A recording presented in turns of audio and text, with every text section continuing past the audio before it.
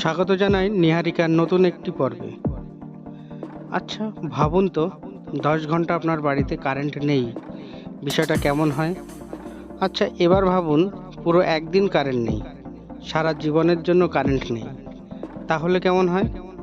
Current বা বিদ্যুৎ আমাদের জীবনের একটি অতি প্রয়োজনীয় জিনিস। আজকের পর্বে জেনে নেব বিদ্যুৎ কিভাবে আবিষ্কার হলো। সে অনেক দিন আগের কথা। ইটালির বিজ্ঞানী লুইগি গ্যালভিন জন্মগ্রহণ করেন 1737 সালে। তিনি পেশায় ছিলেন বিজ্ঞানের অধ্যাপক। একদিন রাস্তায় হাঁটতে হাঁটতে একটি মরা ব্যাঙের উপর পা পড়তেই ব্যাঙটি কেমন যেন লাফিয়ে উঠল।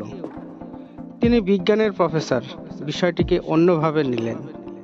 তিনি খেয়াল করলেন জুতোর নিচে লোহার ও তামার পাত বসানো রয়েছে। সেখান থেকেই শুরু হলো মরা ব্যাঙ নিয়ে গবেষণা।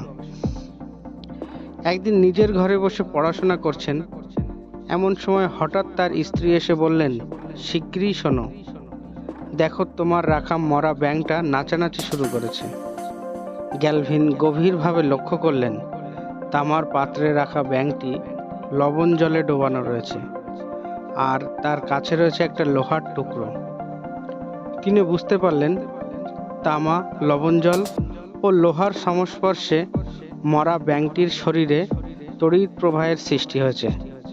তার জন্যই ব্যাঙটি পা দুটো নাড়ছে।